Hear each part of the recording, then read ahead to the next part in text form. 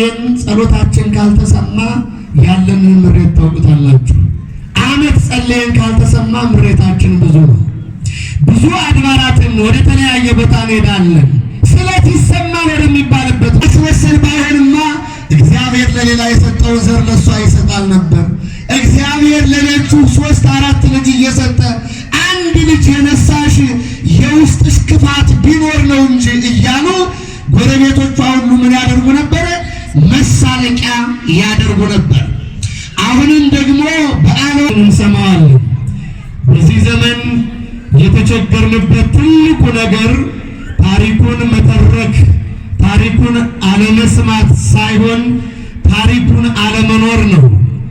ወደ እመቤታችን ወደ ቅድመ አያት አለፈ ብለን ወደ 7ኛው ትውልድ ስንሄድ ሲያረጁ የሚንከባከቡ የሚጦሩ ተስፋ የሚያደርጉት ልጆች ሲኖራቸው እነዚህ ደግሞ ያለ ልጅ የሚኖሩ ነበሩ። ከዕለታት አንድ ቀን ባጭሩ ራእይን አዩ። ራእይን ካዩ በኋላ ራእዩን ለማሳጠር የፀሐይና የጨረቃ ራእየ ቅዱሳን የድንግል ማርያም ልደቷ ነው። ከዚህ የበለጠ ዛሬ ምን ሆነ? እስቲ እመቤታችንን በደንብ አድርጋችሁ መስሉ። ይህንን በዝማሬው ሌሊት አባቶቻችን በማህሌቱ፣ አሁን የሰንበት ትምህርት ቤት ወጣቶች ደግሞ ይህን ፍስሐ ኮነ በእንተ ልደታ ለማርያም በእመቤታችን ልደት በዛሬው ዕለት ታላቅ ደስታ ሆነ። ታላቅ ደስታ ለሁላችንም ይሁን። ደስታ በቤታችን ይግባ። ደስታ በሕይወታችን ይግባ። እግዚአብሔር አምላካችን በምድር ላይ ለእያንዳንዳችን የምናስበውን ሐሳብ ሁሉ ፈጽሞ ከሐዘን ከችግር ጠብቆ በመንፈሳዊ ደስታ የምንኖር ያድርገን። ሊቁ ቅዱስ ያሬድ አባቶቻችን ዛሬ ደስታ ሆነ እያሉ የዘመሩበትን ርዕስ መነሻ ያደረግነው ዛሬ ሁላችንም እንደምናውቀው በተለያየ ቦታ የእመቤታችን የቅድስተ ቅዱሳን የድንግል ማርያም ልደቷ ነው። ከዚህ የበለጠ በዓል በቤተ ክርስቲያን የለም። የእመቤታችን ከ33 በዓላት ዋነኛው በዓል ለሁላችንም መሰረት የመሰረት ድንጋይ የተጠላበት ለድናታችን ምክንያት የሆነችው የሁላችንም መማፀኛ ከተማችን ድንግል ማርያም የተወለደችበት ዕለት ነውና ደስ ይበላችሁ፣ ደስ ይበለን። በዚህ ዕለት ድንግል ማርያም ከመወለዷ በፊት ወደ ኋላ ያለውን ለተወሰነ ለ5 እና ለ10 ደቂቃ ነው ልናነሳ የምንችለው። ለምን ቢባል በየዓመቱ ይህ ታሪክ ይተረካል። ታሪኩን በየቤታችንም ሆነን እናነበዋለን። ትልቁ ነገር ታሪኩን መተረክ፣ ታሪኩን አለመስማት ሳይሆን ታሪኩን አለመኖር ነው። ወደ እመቤታችን ወደ ቅድመ አያት አለፈ ብለን ወደ 7ኛው ትውልድ ስንሄድ ቴክታና ጴጥርቃ የሚባሉት እግዚአብሔርን በመፍራት የሚኖሩ እግዚአብሔርን በማክበር የሚኖሩ የእግዚአብሔር ወዳጆች ነበሩ፣ በኢየሩሳሌም የሚኖሩ።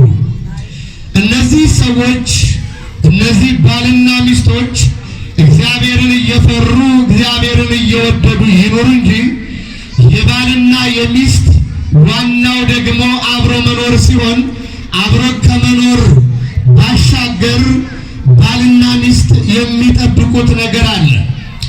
በባልና በሚስት የሚጠበቀው ምንድነው ካልን አብረው እየኖሩ አብረው እየዋሉ እያደሩ ከሆነ በውስጣቸው ሌላ እነሱን የሚመስል እነሱን የሚተካ የነሱ የሆነውን ነገር ሁሉ የሚወርስ ዘር ወይንም ደግሞ ልጅ ይፈልጋል ባለትዳር። እነዚህ ሰዎች እግዚአብሔርን የሚፈሩ እግዚአብሔርን የሚወዱ በቤተ መቅደሱ ዕለት ተዕለት የሚማጸኑ ሰዎች ይሁኑ እንጂ ምን አልነበራቸውም? ልጅ ግን አልነበራቸውም። እግዚአብሔር ለሁላችሁም የምትመኙትን ልጅ ይስጣችሁ። ምክንያቱም እግዚአብሔርን እያገለገሉ እግዚአብሔርን እየተማጸኑ ልጅ ባይኖራቸውም እንኳ ተስፋቸውን በእግዚአብሔር በማድረግ ነገ ሌላ ቀን ነው፣ እግዚአብሔር ታሪካችንን ይለውጣል፣ ስድባችንን ከላያችን ላይ ያነሳል። ከነገራችን ላይ በብሉይ ኪዳን የሴቶችም ይሁን ወንዶች ልጆችን የማይወልዱ ከማህበረሰቡ መገለል ይደርስባቸው ነበር። ከመገለል እግዚአብሔር ይጠብቀን። መገለል ብቻ አይደለም፣ ወደ ቤተ መቅደሱ እንኳ ቀርበው መስዋዕት እንኳ እንዲያቀርቡ አይደረግም። በአጠቃላይ ከመንፈሳዊ አገልግሎት ራቅ ብለው ራሳቸውን አግለው የሚኖሩበት ሕይወት ነበር። ያንን ሕይወት ስለሚያዩ ሌሎች ደግሞ እግዚአብሔርንም የማይፈሩ እግዚአብሔርንም የሚፈሩ የኔ የሚሏቸው ገንዘባቸውን የሚወርስ እነሱ ሲሸመግሉ ሲያረጁ የሚንከባከቡ የሚጦሩ ተስፋ የሚያደርጉት ልጆች ሲኖራቸው እነዚህ ደግሞ ያለ ልጅ የሚኖሩ ነበሩ። ከዕለታት አንድ ቀን ባጭሩ ራእይን አዩ። ራእይን ካዩ በኋላ ራእዩን ለማሳጠር የፀሐይና የጨረቃ ራእይ ነው የታዩት። በተከታታይ 6 ልጆች ተወልደዋል፣ ሴቶች ልጆች። ወደ 7ኛው ግን ሲደርስ ጨረቃ ተወለደ። በዚህ ላይ ይህንን ህልም ለህልም ፈቺው ከተናገሩ በኋላ ህልሙን በሚገባ ፈታላቸው። የህልሙን ትርጓሜ ካሁን በኋላ ከእናንተ እግዚአብሔር ስድብን አስወግዷል፣ ነውርንም አስወግዶላችኋል፣ ልጅንም ትወልዳላችሁ ተባሉ። ክብር ምስጋና ለአባቶቻችን አምላክ ይሁን። ያ መካንነት የነበረው ሕይወታቸው ያሰድባቸው የነበረ በቤተ መቅደሱ መኖራቸው በቤተ መቅደሱ ማገልገላቸው እግዚአብሔር ጸሎታቸውን የማይሰማ መስሎ እስኪታያቸው ድረስ ይሰማቸው የነበረውን ስሜት እግዚአብሔር በመልአኩ በኩል ታሪካቸውን መቀየር ጀመረ። ከዚያ 7ኛው ላይ ሲደርስ ወዳጆቼ የእመቤታችን ልደቷ ከመምጣቱ በፊት የተወለደችው ሐናና ኢያቄም ተወልደው ነው ወደ እመቤታችን ልደት የምንመጣው።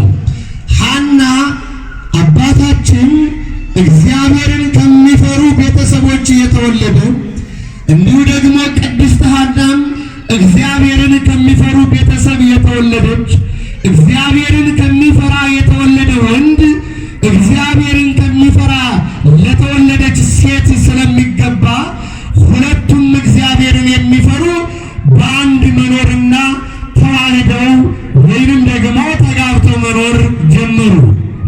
ሁለቱም ሐናና ኢያቄም ተጋብተው ይኑሩ እንጂ አሁንም እንደ ቅድመ አያቶቻቸው ደግሞ በሰዓቱ የሚፈልጉትና የሚያስቡት ነገር ሊከናወን አልቻለም። ሁል ጊዜ ወደ እግዚአብሔር ቤት ይመላለሳሉ። በቤተ መቅደሱ አሁንም መጸለይን አላቆሙም፣ መንበርከክን አላቆሙም። የፈለገው በምድር ላይ ለወዳጆቻቸው፣ ለዘመዶቻቸው፣ ለሌላው ሁሉ እግዚአብሔር የሰጠውን ልጅ ለነሱ አይስጥ እንጂ በቤተ መቅደሱ ግን መመላለሳቸውን አላቆሙም ነበር። እግዚአብሔር ሁላችንንም በመቅደሱ ያስረን። አሜን አትሉም? እኔና እናንተ ሳምንት ጸልየን ጸሎታችን ካልተሰማ ያለንን ምሬት ታውቁታላችሁ። ዓመት ጸልየን ካልተሰማ ምሬታችን ብዙ ነው። ብዙ አድባራትን ወደ ተለያየ ቦታ እንሄዳለን። ስለት ይሰማል ወደሚባልበት ቦታ ልክ ነው። ወደ ተለያዩ ገዳማት መሄድ በረከት ያስገኛል። ወደ ተለያዩ ገዳማት መዞር ወዳጆች መንፈሳዊ በረከትን ያቀዳጃል፣ ያመጣል። ግን እግራችን ብቻ ከሆነ የሚሄደው መንፈሳዊ በረከት ሳይሆን ሌላ እርግማን ጭምር ያመጣል። አብሮ ልባችን ሊጓዝ ይገባል። ልባችን በመቅደሱ ሊጸና ይገባል። እነዚህ ሁለቱ እግዚአብሔርን የሚፈሩ ባልና ሚስቶች ኢያቄምና ሐና ግን በቤተ መቅደሱ እያገለገሉ በቤተ መቅደሱ እየጸለዩ እግዚአብሔርን እያከበሩ ግን የሚፈልጉትን ልጅ ማግኘት አልቻሉም። ወዳጆቼ የምትፈልጉትን ነገር እንደማጣት ልብን የሚሰብር ነገር የለም። በተለይ ልጅ አሁን በዚህ ዘመን ልጅ በሞላበት ዘመን ልጅ ማጣት ብዙ ብርቅ ላይሆን ይችላል። በዚያ ዘመን ግን እንዲህ አይደለም። ከዕለታት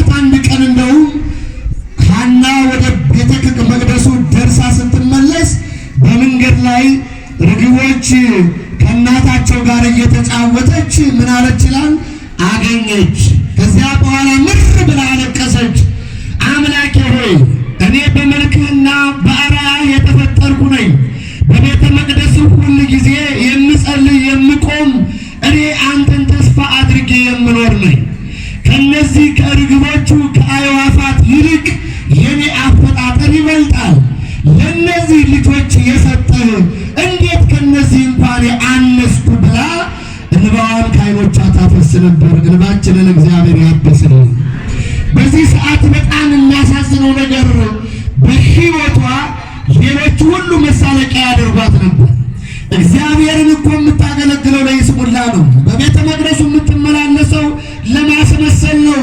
ለማስመሰል ባይሆንማ እግዚአብሔር ለሌላ የሰጠውን ዘር ለሷ ይሰጣል ነበር። እግዚአብሔር ለሌሎቹ 3-4 ልጅ እየሰጠ አንድ ልጅ የነሳሽ የውስጥሽ ክፋት ቢኖር ነው እንጂ እያሉ ጎረቤቶቿ ሁሉ ምን ያደርጉ ነበር? መሳለቂያ ያደርጉ ነበር። አሁንም ደግሞ በዓልዋ ኢያቄምም ተስፋውን በእግዚአብሔር ላይ አላነሳም።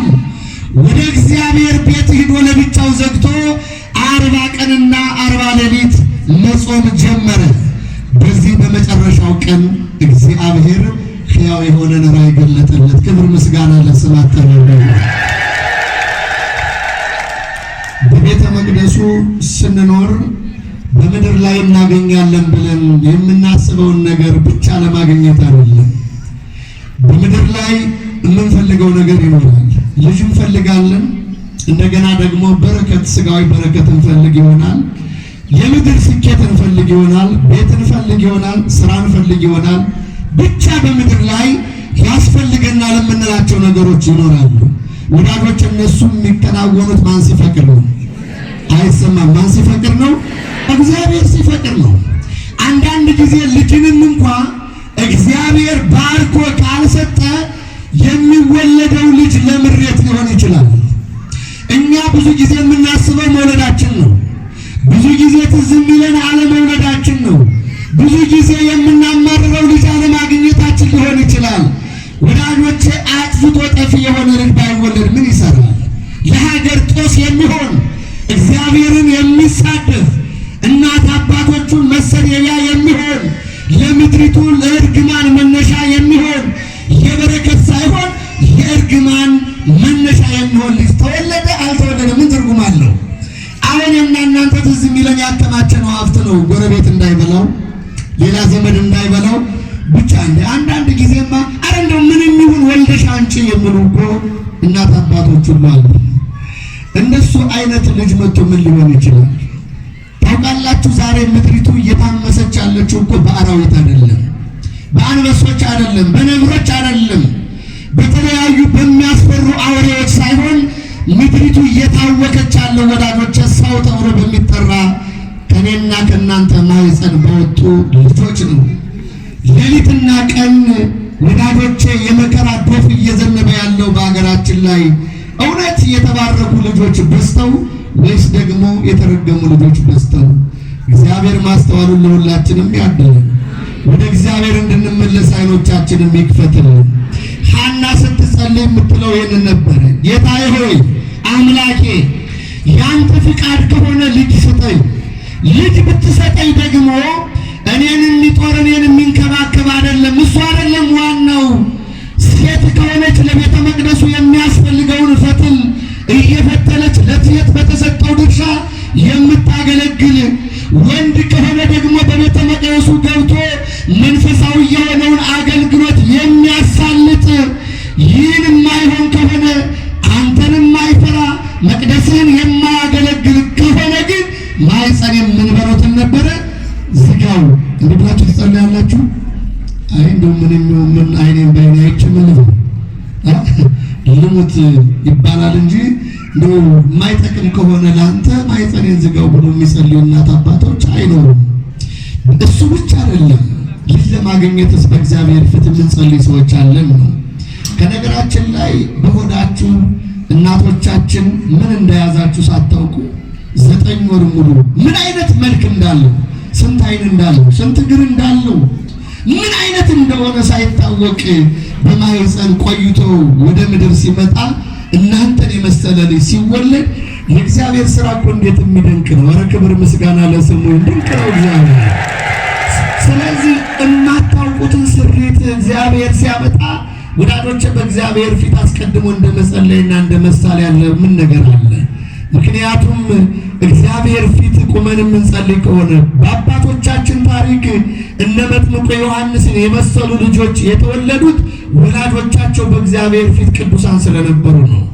በእግዚአብሔር ፊት የተባረከ ትዳር የተባረከ ልጅን ያመጣል። በእግዚአብሔር ፊት ያልተባረከ ትዳር ለምድሪቱ እርግማንና ለምድሪቱ ደግሞ ቸነፈር የሚሆን ልጅ ይወለዳል። ይህ ከሚወለድ ደግሞ ባይወለድ ይሻላል። የቅድስት ሐናና የኢያቄም ዋና ጸሎት ልጅ መውለድ ብቻ አይደለም። አንተን የሚፈራ የሚያገለግል፣ አንተን የሚያምን፣ በአንተ መንገድ የሚሄድ ወንድም ይሁን ሴት አንተ የፈቀድከውን አድርግ። የፈቀድከውን ስታደርግ ግን የኛ ምኞት ያንተ አገልጋይ እንዲሆን ነው። ይሄንን ምኞታቸውን እግዚአብሔር ፈጸመ። ክብር ምስጋና ለስሙ ይሁን። ለዚህ ነው በዛሬው ዕለት በተለያየ ቦታ የእመቤታችን የቅድስት ድንግል ማርያም የልደቷን በዓል የምናከብረው። ለረጅም ዘመን ለብዙ ጊዜ ያለ ልጅ ይኖሩ የነበሩት በቤተ መቅደሱ ግን ደጅ እየጠኑ የቆዩት ኢያቄምና ሐና በዛሬው ዕለት የሰማይና የምድር ፈጣሪ የሆነውን ጌታችን አምላካችን መድኃኒታችን ኢየሱስ ክርስቶስን የምትወልድ ድንግል ማርያም ተወለደች። ክብር ምስጋና ለስሙ ይሁን። በዛሬው ዕለት በዓሉ ይሄ ነው። ለዚህ መነሻ ግን ወዳጆቼ የወላጆቿ የኢያቄምና የሐና ሕይወት፣ የወላጆቿ ጸሎት፣ የወላጆቿ ጽናት፣ የወላጆቿ ትጋት እኔና እናንተ ወዳጆቼ በምንኖርበት ጊዜ ከኔና ከናንተ በኋላ ለሚመጣው ምክንያቶች ነን። ለክፉም ምክንያት ነን፣ ለበጎም ምክንያት ነን። ከኔና ከናንተ በኋላ የሚመጣው ትውልድ የተባረከ ይሆን ዘንድ እኔና እናንተ በእግዚአብሔር ፊት መስራትና መቆም አለብን። ከኔና ከናንተ በኋላ ምድሪቱ እንድትባረክ ከፈለግን ምክንያቶቹ መነሻዎቹ ወዳጆቼ እኛ ነን። እንክርዳድ ዘርቶ ስንዴ መጠበቅ የለም። ስንዴ ከዘራን ነው ወዳጆቼ ስንዴ የምንጠብቀው። ብርቱካን ከተተከለ ነው ብርቱካን ሊኖር የሚችለው። ሰው የዘራውን ነው ሊያጭድ የሚችለው። በማይጸናችሁ ያለ በማይጸናችሁ የሚኖር እግዚአብሔር ዘር እንዲሰጣችሁ የምትጸልዩ የምትተጉ ሰዎች እናቶቻችን በእግዚአብሔር ፊት ቅድሚያ ልታቀርቡ ይገባል። ማንን የሚፈራ? ማንን የምትፈራ? አንተን የምትፈራ እያልን ልንጸልይ። አንተን የማይፈራ ከሆነ የኔ ማይጸን ምን ምልበል ማለት ያስፈልጋል። ልክ ነው። ምን ይሰራል ወዳጆች? ለምድሪቱ እልቂት የሚሆን ለምድሪቱ መጥፋት ምክንያት የሚሆን ምድሪቱን በደም የጨቀየች የሚያደርግ ለምድሪቱ በደም መጨቄት ምክንያት የሚሆን ለመበላላት ምክንያት፣ ለመጠላላት ምክንያት፣ ለመለያየት ምክንያት፣ እግዚአብሔርን ለማሰደብ ምክንያት፣ ወላጆቹን ለማሰደብ ምክንያት የሆነ ልጅ ቢወለድ ባይወለድ ምን ይሰራል?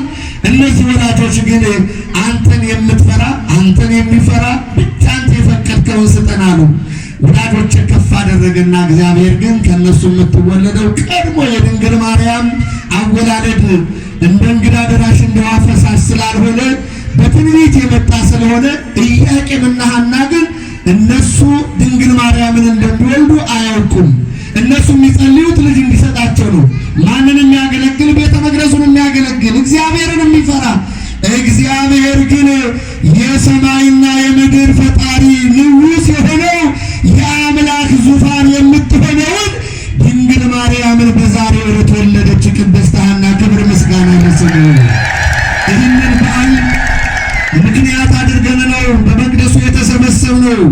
በዛሬው ዕለት በሊባኖስ ተራራ ነው እመቤታችን የተወለደችው። ወደ ሊባኖስ ተራራ ሂዳ የተወለደችበት ዋና ምክንያት በሐና ማኅፀን እያለች ድንግል ማርያም ዕውራንን ታበራ ነበር። ኧረ ክብር ምስጋና ይድረሳል። በማኅፀን እያለች ማለት ነው። አሁን በማኅፀን እያለች ምክንያቱም አንዳንዶቹ በማኅፀን ሰው እያለ እንዴት ዕውር ያበራል፣ እንዴት ሙት ያነሳል፣ ልምጽ ያነሳል? ይህ መጽሐፍ ቅዱሳዊ ነው። ድንግል ማርያም ወደ ኤልሳቤጥ በሄደች ጊዜ መጥምቁ ዮሐንስ ለድንግል ማርያም ምስጋና ያቀረበው የሰገደው ከተወለደ በኋላ ነው ወይስ ሳይወለድ? በሉቃስ ወንጌል የተጻፈው ይህ ነው። ገና ሳይወለድ ጽንሱ በማኅፀን ምን አለ? ዘለለ። ክብር ምስጋና ለአባቶቻችን አምላክ ይሁን። እግዚአብሔር ይችላል። ድንግል ማርያምም ገና ሳትወለድ ተአምር ማከናወን ጀመረች። ታሪክ መሰራት ጀመረ። ድውያን መፈወስ ጀመሩ። ዕውራን ይበሩ ጀመር። ለምጻሙ ይነጻ ጀመር። በዚህ ምክንያት ክፉዎች አይሁድ ሐናን ምን ማለት ጀመሩ? ማሳደድ ጀመሩ። በጎ ነገር የማይመቻቸው ድሮም አሉ፣ አሁንም አሉ። ነገስ ምን ይላሉ? አዎ ጊዜው እስከሚያበቃ ድረስ ክርስቶስ በነበረበት ዘመን መልካም ደቀ መዛሙርት ነበሩ። እሱን የሚሸቁጡ ደቀ መዛሙርትም ነበሩ። ቤተ ክርስቲያን ላይ ክፉዎችም ይኖራሉ፣ በጎዎችም ይኖራሉ፣ ጠማማውም ይኖራል፣ ትክክለኛውም ይኖራል። እስከ የት? እስከ ዕለተ ምጽአት እግዚአብሔር በቃ እስከሚል ድረስ አብረው ይኖራሉ።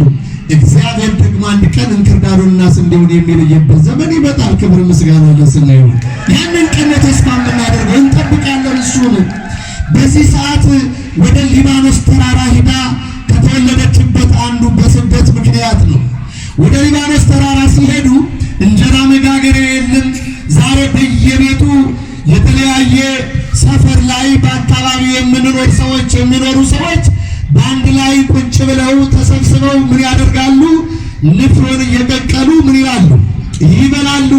ይህንን የሚደረግበት ዋና ምክንያቱ በሊባኖስ ተራራ ላይ እንጀራ መጋገር ስለማይቻል ስደተኞች ስለሆኑ ጥሬ ይዘው ቆሎ ይዘው ወደዚያ ንፍሮን እየቀቀሉ ይበሉ ስለነበረ ያንን ምክንያት በማድረግ ዛሬም በቤተ ክርስቲያን ያለን ይህንን ታሪክ የምንሰማ ከቤታችን ወጥተን እመቤታችን የተወለደችው ቤቷ ላይ አይደለም፣ መንደሯ ላይ አይደለም፣ ሰፈሯ ላይ አይደለም በሚል ከቤት ወጥተን በሩ ላይ ሁሉም ተሰብስቦ እመቤታችንን እያሰበ ይህንን በዓል ያከብራል ማለት ነው። ይህንን በዓል እንድናከብር የረዳን ስሙ የተመሰገነ ይሁን።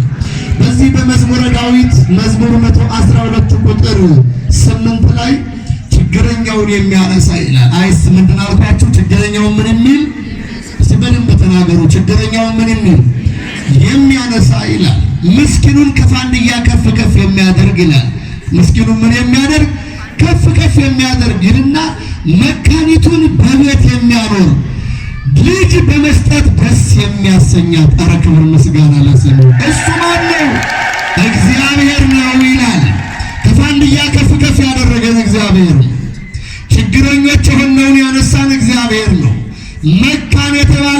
መካን የተባሉትን ሕይወታቸውን የቀየረ በቤታቸው ውስጥ ከልጆቻቸው ጋር በደስታ እንዲኖሩ ያደረገ ማን ነው? እግዚአብሔር ነው። በዛሬው ዕለትም የሐና ታሪክ ተቀየረ። የሐና አይደለም የዓለም ታሪክ ተቀየረ። ወዳጆቼ የእኔና የእናንተ ታሪክ ተቀየረ። ክብር ምስጋና ለስሙ። የታሪካችን መቀየሪያ ዛሬ ነው። ድንግል ማርያም ከተወለደች በኋላ ነው ጌታችን ኢየሱስ ክርስቶስ የተወለደው። ክርስቶስ ለመወለድ ስንት ዓመት ቀርቶታል ማለት ነው? 15 ዓመት ነው። ያ የድነታችን ምክንያት የሆነችው ድንግል ማርያም ከተወለደች በኋላ በ15ኛው ዓመት ደግሞ መድኃኔ ዓለም ክርስቶስ ተወለደና ዓለሙን ሁሉ አዳነ። በዓሉንም በዓለ ሃምሳ እያከበርን እንገኛለን። ክብር ምስጋና ለስሙ ይሁን። ይህንን በዓል ስናከብር በተለያየ ስፍራ በገጠሩ ይመስለኛል በአብዛኛው የሚከናወነው አንዳንድ ጊዜ ከባዕድ አምልኮ ጋር የሚገናኝ የሚመስላቸው ብዙ ወዳጆች አሉ፣ የሚያገናኙትም ደግሞ አሉ። ይህንን በዓል መንፈሳዊ በዓል ነው። አምልኮ ባዕድ የሚፈጸምበት አለ። አንዳንዶቹ ለአጋንንት መገበሪያ የሚያቀርቡበት ግንቦት አንድ ቀን ብለው የሚያስቡ ሰዎች አሉ። እግዚአብሔር አይኖቻቸውን ይክፈትልን፣ አይኖቻቸውን ይክፈትልን። ወዳጆች በዓሉ የማን በዓል ነው? የእመቤታችን የልደት በዓል ነው። የእመቤታችን የልደት በዓል አይደለም ብቻ አይደለም፣ እኔና እናንተ ምን ያልንበት በዓል ነው? የተወለድንበት ዕለት ነው። የድነት ምክንያት መሰረት የተጣለበት ዕለት ነው። ስለዚህ ሁላችንም ዛሬ በተለያየ ስፍራ ይህ መንፈሳዊ በዓል ከተወሰኑ ዓመታት በኋላ ይዘቱን እየቀየረ ግንቦት አንድ ቀን ከአጋንንት ጋራ ግንኙነት ያላቸው አስማተኞች፣ ጠንቋዮች፣ ሞራ ገላጮች ለአጋንንት መሰዊያ ቀን ብለው ይህንን ቀን ከመንፈሳዊ በዓል ወደዚያ የሚወስዱት አሉ። እግዚአብሔር አይምሯቸውን ይመልስልን። እግዚአብሔር አይኖቻቸውን ይክፈትልን። ይህ በዓል መንፈሳዊ በዓል ነው። ንፍሮ የሚቀቀለው በአንድነት ሆነን በር ላይ ቁጭ ብለን በጋራ ማዕድ የምንቆርሰው እመቤታችን በሊባኖስ ተራራ ከቤቷ ወጣ እንደተወለደች እኛም እሷን በማሰብ ከቤታችን በር ላይ ቁጭ ብለን የጋራ የሆነውን ማዕድ እንካፈላለን እንጂ ከአጋንንት መስዋዕት ጋር የሚያገናኘው የለም። ይህንን በዓል ዓላማውን ሳንዘነጋ እመቤታችን ቅድስተ ቅዱሳን ድንግል ማርያም የጌታችን እናት የኔም የእናንተም የሁላችንም እናት የመማፀኛ ከተማችን ትምክህታችን መጠጊያችን አለይታችን የሆነችው ድንግል ማርያም የተወለደችበት ዕለት ነው። ምልጃዋና በረከቷ ከሁላችን ጋር ይሁን። ወስብሐት ለእግዚአብሔር።